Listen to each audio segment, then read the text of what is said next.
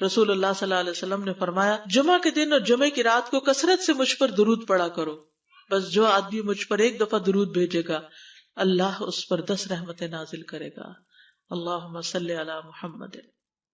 رسول اللہ صلی اللہ علیہ وسلم نے فرمایا تمہارے افضل دنوں میں سے جمعے کا دن ہے، اسی دن آدم علیہ السلام پیدا کیے گئے، اسی دن ان کی روح قبض کی گئی، اسی دن سور پھونکا جائے گا اور اس دن سب لوگ بے ہوش ہوں گے، اس لیے اس دن مجھ پر کثرت سے درود بھیجا کرو کیونکہ تمہارا درود مجھ پر پیش کیا جاتا ہے۔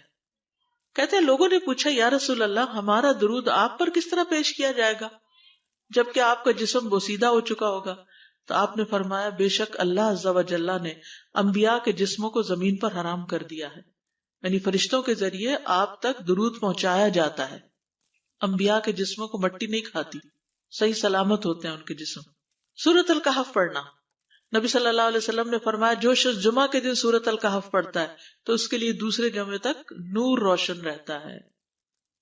غسل کرنا، ہر بالغ پر جمعہ کے لیے جانا ضروری ہے اور ہر وہ شخص جس پر جمعہ کے لیے جانا ضروری ہے اس پر غسل ہے، یعنی اس کو لازمی غسل کرنا چاہیے، الا یہ کہ کوئی مجبوری ہو۔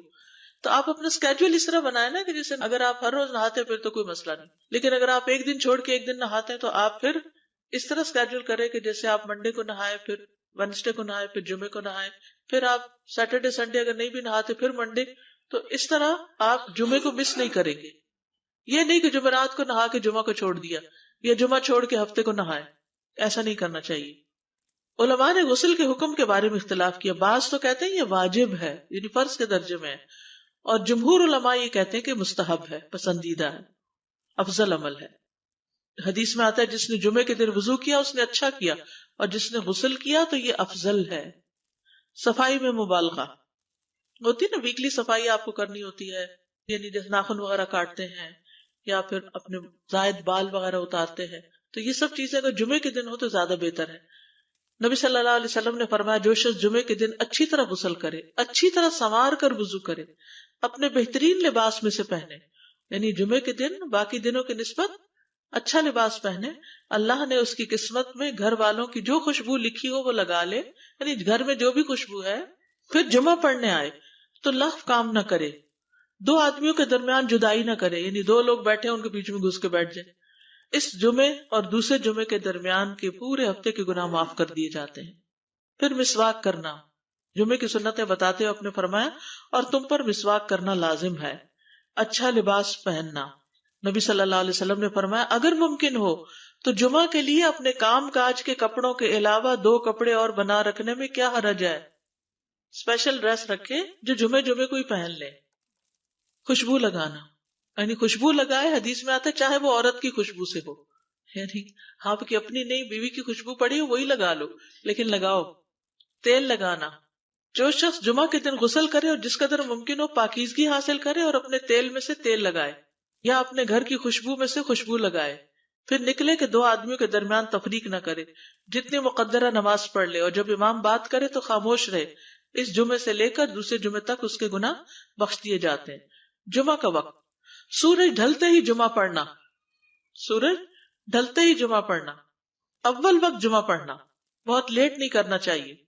ایاس بن سلمہ بن عقبہ اپنے والد سے روایت کرتے ہیں، انہوں نے کہا کہ ہم رسول اللہ صلی اللہ علیہ وسلم کے ساتھ جمعے کی نماز پڑھ کر واپس لوٹتے تھے تو دیواروں کا سایہ اتنا نہیں ہوتا تھا کہ ان سے اپنے آپ کو سایہ مہیا کیا جا سکے، یعنی ابھی سورج بہت تھوڑا ڈھلا ہوتا تھا۔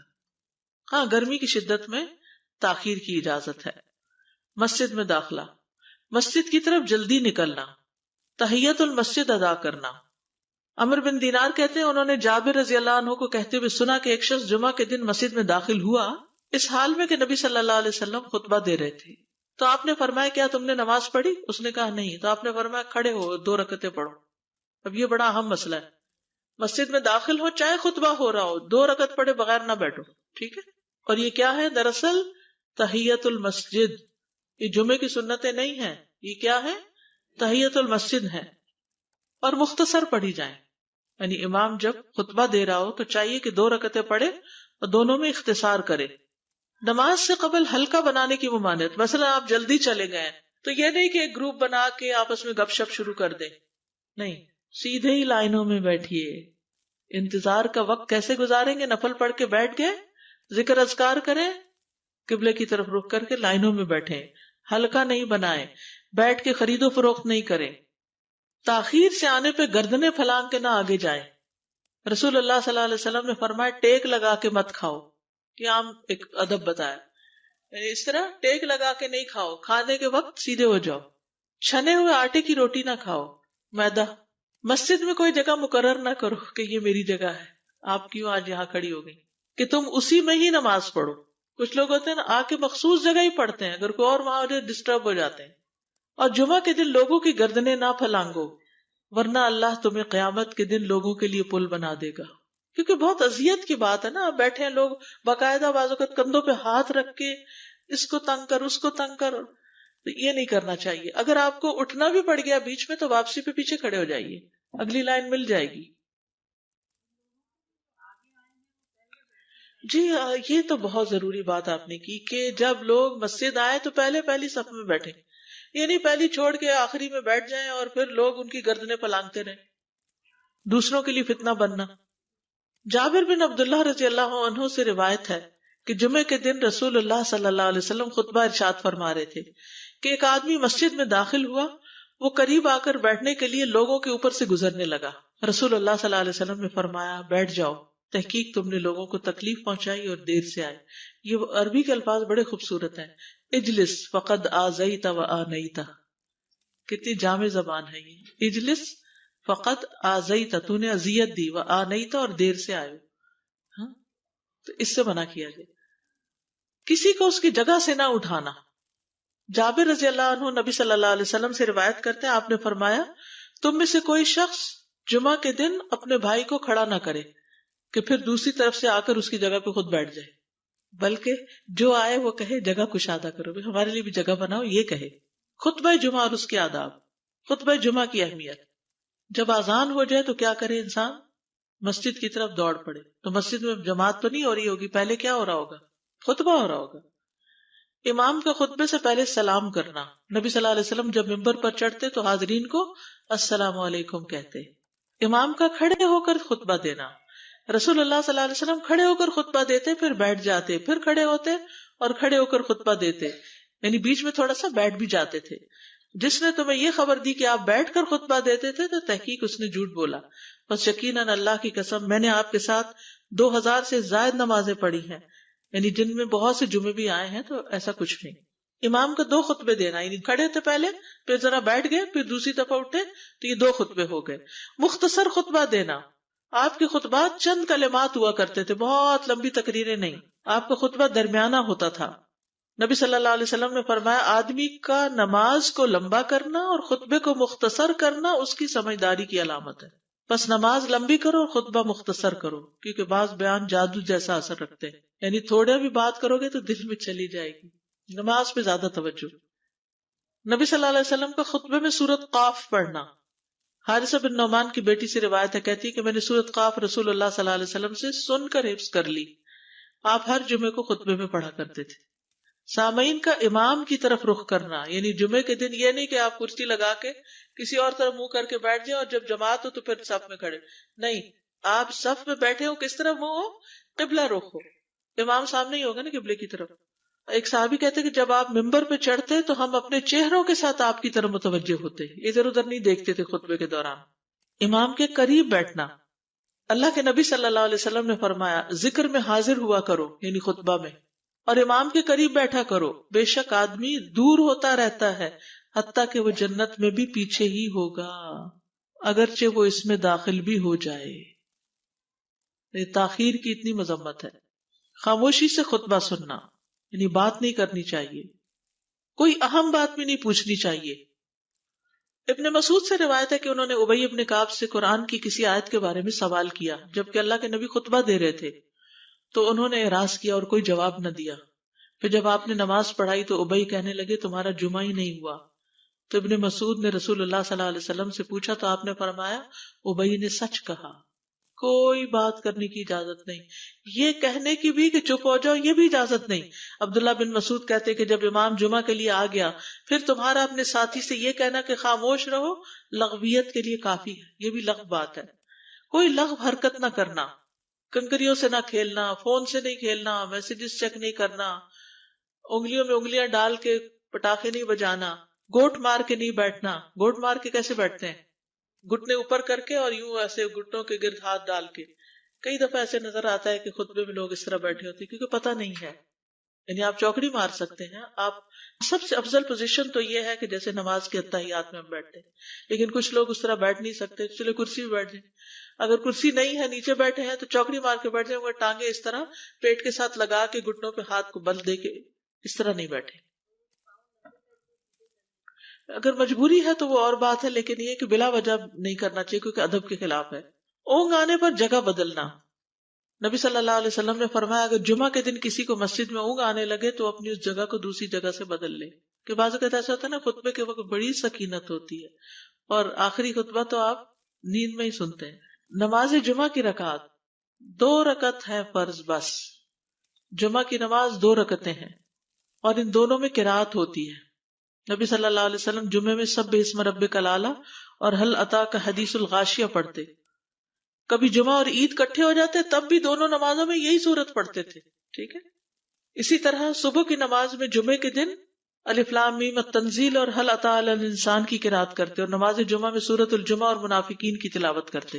یعنی یہ بھی ملتا ہے. فرض کے بعد 2 رکعت پڑھنا. عبداللہ بن عمر سے روایت ہے انہوں نے رسول اللہ صلی اللہ علیہ وسلم کی نفل نماز کو بیان کیا اور کہا کہ آپ جمعے کے بعد کوئی نفل نماز نہیں پڑھتے تھے حتیٰ کہ واپس تشریف لے جاتے پھر اپنے گھر میں 2 رکعت پڑھتے تھے. اب جو لوگ گھر نہیں جاتے تو پھر وہیں پر وہ پڑھ لیتے ہیں، ورنہ آپ صلی اللہ علیہ وسلم اپنی سنتیں وغیرہ گھر میں پڑھتے تھے. اور اسی طرح 4 بھی پڑھی جا سکتی، 2 بھی ہیں 4 بھی ہیں. آپ صلی اللہ علیہ وسلم نے فرمایا جب تم میں سے کوئی جمعہ پڑھ چکے تو اس کے بعد 4 رکعتیں پڑھے. یہ آپ کا حکم ہے. تو جب آپ کا 2 چیزیں ہوتی ہیں سمجھنے کے لیے، ایک آپ کا فعل ہوتا ہے اور ایک آپ کا حکم ہوتا ہے. تو ہمارے لیے کیا ہے جو آپ کا حکم ہو. جمعے کے بعد کوئی اور نماز پڑھنے سے پہلے گفتگو کرنا، یعنی سنت پڑھنے سے پہلے گفتگو کرنا. اسما بن مالک سے مرفوعاً روایت ہے کہ جب تم میں سے کوئی آدمی جمعہ کی نماز پڑھے تو اس کے بعد اس وقت تک کوئی نماز ادا نہ کرے جب تک کسی سے کلام نہ کرے یا اس جگہ سے نکل نہ جائے. پہلے منع تھا، اب کوئی نہ کوئی بات کر لینی چاہیے. نہیں سمجھ آئی؟ یعنی جمعہ پڑھ لیا آپ نے اور پھر کسی سے آپ سلام دعا کر لیں، اس کے بعد سنت پڑھیں یا نفل جو بھی. ٹھیک ہے. اور گھر جانا ہے تو گھر جا کے پڑھیں، اور اگر گھر نہیں جانا، کام پہ جانا ہے تو ادھر ہی پڑھ کے چلے جائیں. کتنا پیارا ہے ہمارا دین کہ اتنا لمبا بھی چپ کا روزہ نہیں رکھوایا. بالکل. عاصم سے روایت ہے، وہ ابو قلابہ سے نقل کرتے ہیں میں نے ان کے ساتھ جمعہ کی نماز پڑھی. جب میں نے اپنی نماز پوری کر لی انہوں نے میرے ہاتھ کو پکڑا اور میری جگہ پر کھڑے ہوئے اور مجھے اپنی جگہ پہ کھڑا کیا. وہ جو ہم چینج کرتے ہیں نا جگہ، وہ اس کی بات ہو رہی ہے. یعنی جمعے کے بعد کوئی اور نماز پڑھنے سے پہلے بات بھی کر لینا، جگہ بھی تبدیل کرنا. لیکن اگر کچھ لوگ پہلے سے ہی آپ کی سنتیں شروع کر چکے اور کوئی چینج کرنے والا نہیں تو پھر پڑھ لیجئے. یعنی یہ مستحب اعمال ہے، ان میں ایسا نہیں کہ کوئی گناہ لازم ہو جائے گا، لیکن افضل یہ ہے، افضل سے اجر زیادہ ہو جاتا ہے. جمعہ کے دیگر احکام. 1 رکعت پانے پر بھی جمعہ ادا ہو جاتا ہے. یعنی اگر کسی کو رش مل گیا، پارکنگ نہیں ملی اور 1 رکعت میں بھی پہنچ گیا تو جمعہ ہو گیا. امام سے دعا کا کہنا. انس کہتے ہیں کہ ایک سال نبی صلی اللہ علیہ وسلم کے عہد میں لوگ قحط میں مبتلا ہوئے. جمعہ کے دن میں نبی صلی اللہ علیہ وسلم کے خطبہ پڑھنے کے دوران میں ایک اعرابی کھڑا ہو گیا. کہا یا رسول اللہ، مال تباہ ہو گئے، بچے بھوکے مرنے لگے، اس لیے آپ اللہ سے ہمارے حق میں دعا کیجیے. آپ نے اپنے دونوں ہاتھ اٹھائے. اس وقت آسمان پر بادل کا ایک ٹکڑا بھی نہیں تھا. قسم اس ذات کی جس کے ہاتھ میں میری جان، آپ نے ہاتھ اٹھائے بھی نہیں تھے کہ پہاڑوں کی طرح بادل کے بڑے بڑے ٹکڑے امڑ آئے. یہ معجزہ ہے آپ کا، آپ کی دعا قبول ہو گئی. پھر آپ ممبر سے ابھی اترے نہیں تھے کہ میں نے آپ کی داڑھی پر بارش کے قطروں کو ٹپکتے ہوئے دیکھا. اس دن خوب بارش ہوئی. پھر دوسرے دن، تیسرے، چوتھے، حتیٰ کہ دوسرے جمعے تک سلسلہ جاری رہا. دوسرے جمعے وہی عرابی یا کوئی اور کھڑا ہو گیا اور کہا یا رسول اللہ، چھتیں گر گئی، مال ڈوب گیا، اس لیے آپ ہمارے لیے اللہ سے دعا کیجیے. چنانچہ آپ نے اپنے دونوں ہاتھ اٹھائے اور فرمایا اے میرے اللہ، ہمارے ارد گرد برسا، ہم پر نہ برسا. اور بدلی کے جس طرف اشارہ کرتے وہ بدلی ہٹتی جاتی اور مدینہ ایک حوض کی طرح ہو گیا. وادی کنات 1 مہینے تک بہتا رہا. جو شخص بھی کسی علاقے سے آتا تو اس پر بارش کا حال بیان کرتا. جیسے ہوتا ہے نا کوئی فلڈ آ جائے یا کچھ ہریکین، تو پھر ہر کوئی موضوع گفتگو ہو جاتا ہے. جمعہ کے بعد قیلولہ کرنا. انس کہتے ہیں کہ ہم لوگ جمعہ کے دن سویرے نکلتے اور جمعہ کی نماز کے بعد قیلولہ کرتے تھے. جمعہ کے بعد کھانا کھانا. سہل کہتے ہیں کہ ہم نہ تو قیلولہ کرتے نہ دوپہر کا کھانا کھاتے مگر جمعے کے بعد. لنچ کب ہے؟ جمعے کے بعد. جمعے کو قیام و سیام کے لیے خاص کرنے کی ممانعت ہے، یعنی اس دن کی رات کو شب جمعہ منانا کہ اس رات پوری عبادت کریں گے، یہ سنت سے ثابت نہیں. ٹھیک ہے. اور دن کو روزے کے لیے خاص کرنا یہ بھی سنت سے ثابت نہیں، الا یہ کہ کوئی معمول کا روزہ رکھتا ہے، ایام 20 کا روزہ ہے تو وہ اور بات ہے. ابو ہریرہ سے روایت ہے کہ میں نے رسول اللہ صلی اللہ علیہ وسلم کو فرماتے ہوئے سنا، تم میں سے کوئی شخص جمعہ کے دن روزہ نہ رکھے مگر یہ کہ اس کے ایک دن پہلے یا اس کے بعد کا دن ملا کر روزہ رکھے. جمعہ کے دن خرید و فروخت کی ممانعت ہے. جمعہ کے دن جب نماز کے لیے پکارا جائے تو اس وقت اللہ نے خرید و فروخت سے منع کیا ہے. وَذَرُوا الْبَيْعَ، اس دن کاروبار حرام ہے. اور یہ جمعے کی دوسری اذان کے ساتھ تعلق رکھتا ہے، یعنی صبح صبح کام کر سکتے ہیں لیکن اذان ہوتے ہی چھوڑ دیں، اور جب پھر جمعہ سے فارغ ہو جائے تو دوبارہ دکان پہ جا کے بیٹھ جائیں. جابر بن عبداللہ کہتے ہیں کہ نبی صلی اللہ علیہ وسلم جمعہ کے دن خطبہ ارشاد فرما رہے تھے کہ مدینہ میں ایک تجارتی قافلہ آیا. رسول اللہ صلی اللہ علیہ وسلم کے صحابہ اس کی طرف لپک پڑے اور آپ کے پاس مسجد میں صرف 12 آدمی بچے. تو رسول اللہ صلی اللہ علیہ وسلم نے یہ صورت دیکھ کر فرمایا، اس ذات کی قسم جس کے ہاتھ میں میری جان ہے، اگر تم سارے کے سارے چلے جاتے اور کوئی بھی باقی نہ بچتا تو اس وادی میں آگ بہہ پڑتی. یعنی اتنا بڑا جرم ہے یہ. پھر یہ آیت نازل ہوئی، وَإِذَا رَأَوْا تِجَارَةً أَوْ لَهْوًا انفضوا إِلَيْهَا وَتَرَكُوكَ قَائِمًا، جب وہ کوئی سودا بکتا دیکھیں یا کوئی تماشا نظر آ جائے تو اس کی طرف دوڑ جاتے ہیں اور آپ کو کھڑا ہی چھوڑ دیتے ہیں. راوی کہتے ہیں جو 12 آدمی رسول اللہ صلی اللہ علیہ وسلم کے ساتھ رہے ان میں ابو بکر اور عمر رضی اللہ عنہ بھی شامل تھے. جمعے کے دن قبولیت کی گھڑی ہوتی ہے، اس وقت اللہ سے بھلائی مانگنی چاہیے. رسول اللہ صلی اللہ علیہ وسلم نے فرمایا، جمعے کے دن میں ایک گھڑی ایسی ہے کہ کوئی مسلمان اللہ سے کسی خیر کا سوال کرتے ہوئے اس کی موافقت نہیں کرتا مگر اللہ اسے وہی خیر عطا کر دیتا ہے. فرمایا یہ ایک چھوٹی سی گھڑی تھوڑی دیر کے لیے ہوتی ہے اور یہ ہر جمعے کو ہوتی ہے. ٹھیک ہے. اور خصوصاً نماز میں بھی اگر کوئی دعا کر رہا ہوتا ہے نا انسان تو وہ بھی قبول ہو جاتی ہے. نماز میں دعا کہاں ہوتی ہے؟ شروع میں ہوتی ہے، رکوع میں ہوتی ہے، سجدے میں ہوتی ہے، تشہد میں ہوتی ہیں. تو اگر یعنی جمعہ پڑھ رہے ہیں اور بیچ میں دعائیں آ گئی ہیں تو ہو سکتا ہے وہی گھڑی آ گئی ہو اور آپ کی دعا قبول ہو جائے. اور یہ تورات میں بھی اس کا ذکر تھا. ابو ہریرہ رضی اللہ عنہ کہتے ہیں کہ رسول اللہ صلی اللہ علیہ وسلم نے فرمایا، بہترین دن جس میں سورج طلوع ہوتا ہے جمعہ کا دن ہے. اس دن میں ایک گھڑی ایسی ہے کہ نماز کی حالت میں اگر کوئی مسلمان بندہ اللہ عز و جل سے کچھ طلب کرے تو وہ اس کو ضرور دیتا ہے. کعب نے کہا ایسا سال میں ایک مرتبہ ہوتا ہے؟ تو میں نے کہا نہیں بلکہ ہر جمعہ کو ہوتا ہے. کہتے ہیں پھر کعب نے تورات پڑھی تو کہا نبی صلی اللہ علیہ وسلم نے سچ فرمایا. ابو ہریرہ رضی اللہ عنہ کہتے ہیں کہ میں بعد میں عبداللہ بن سلام سے ملا اور ان سے اپنی اور کعب کی مجلس کا بتایا تو عبداللہ بن سلام رضی اللہ عنہ نے کہا میں جانتا ہوں وہ گھڑی کب آتی ہے. ابو ہریرہ نے کہا مجھے بھی بتائیے. انہوں نے کہا وہ جمعہ کے دن میں آخری گھڑی ہے. میں نے کہا یہ جمعے کے دن کی آخری گھڑی کیسے ہو سکتی ہے؟ حالانکہ رسول اللہ صلی اللہ علیہ وسلم نے فرمایا جو مسلمان بندہ اس کو نماز پڑھتے ہوئے پائے. اس وقت میں کوئی نماز نہیں پڑھی جاتی. تو عبداللہ بن سلام نے کہا کیا رسول اللہ صلی اللہ علیہ وسلم نے یہ نہیں فرمایا جو شخص نماز کے انتظار میں بیٹھا رہے وہ گویا نماز ہی کی حالت میں ہے حتیٰ کہ نماز پڑھ لے؟ کہتے ہیں میں نے کہا ہاں. تو انہوں نے کہا بس یہی ہے. یعنی اس وقت کیا کرنا چاہیے؟ آخری گھڑی میں وضو وغیرہ کر کے مغرب کی نماز کے انتظار میں بیٹھ کے دعائیں کریں، اذان ہو تو نماز پڑھ لیں. عصر کے بعد سے مغرب تک کا وقت ہے. انس بن مالک سے روایت ہے کہ نبی صلی اللہ علیہ وسلم نے فرمایا جمعہ کے دن اس گھڑی کو جس میں دعا کی قبولیت کی امید کی جاتی ہے عصر سے لے کر سورج ڈوبنے تک کے درمیان تلاش کرو اور دن کی آخری گھڑی ہے. تو اللہ سبحانہ وتعالی ہمیں اس دن کی برکتوں سے فائدہ اٹھانے کی توفیق عطا فرمائے.